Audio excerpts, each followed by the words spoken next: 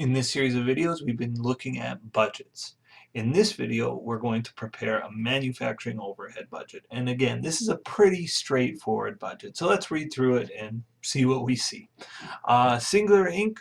budgets direct labor hours for 2013 as follows. And so again, this would come off of a direct labor budget, and you would prepare your direct labor budget based on your production budget, right? You need to know how many you're going to produce. That tells you how many employees you need, and you would figure out your direct labor hours from there.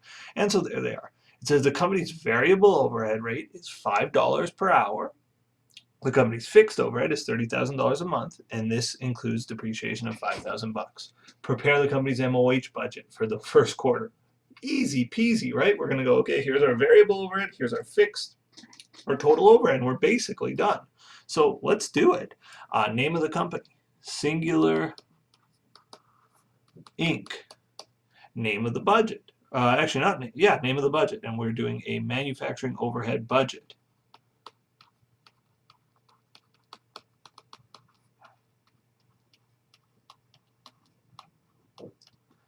And we're going to date it for the quarter ended March 31st.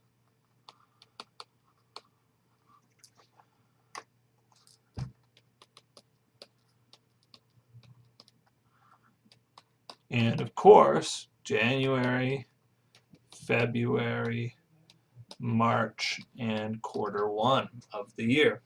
Okay, so let's figure this out. Our variable overhead is $5 per hour. In January, we had 10,000 hours, so our variable overhead for January is $50,000. Again, it's just that $5 per hour rate times the 10,000 hours. Our variable overhead for February, 5 times 12, $60,000. Our variable overhead for March, 5 times 13, $65,000. So our total variable overhead, 50 plus 60 plus 65, believe that is $175,000. Our fixed overhead is $30,000 a month.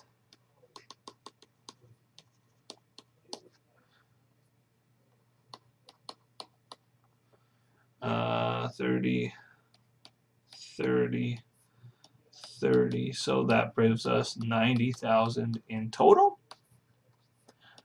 Add these up. Total overhead is 80, 90, and 95, and 265 is my big total there. And you think, okay, we're done. You know, that's my total overhead.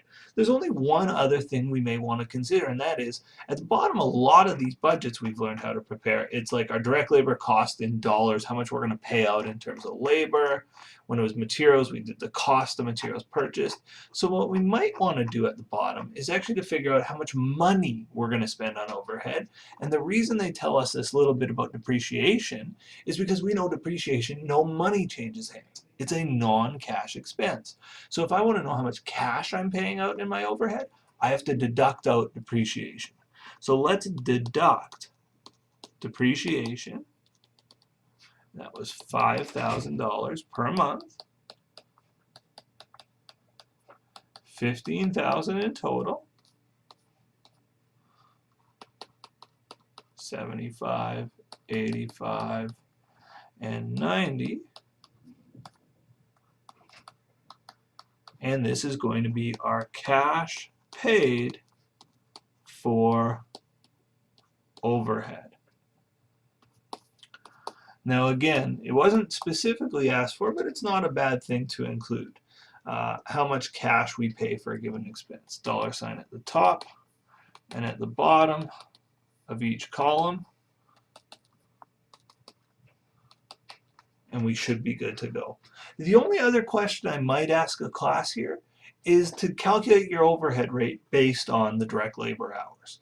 So again, the predetermined overhead rate is estimated MOH divided by the estimated base, which in this case is the estimated direct labor hours, whichever thing we determine is driving our overhead. So our estimated total overhead in this case is $265,000. $265,000 Our estimated total direct labor hours are 10, 12, and 13. That's 35,000 hours. So we can compute a rate, 265 divided by 35.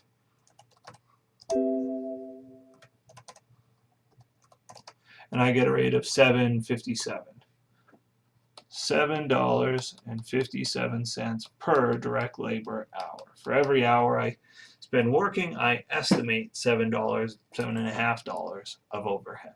So that wasn't really in the question. The question is asked to prepare a manufacturing overhead budget, and there it is. We've prepared a manufacturing overhead budget. Stay tuned for the next budget.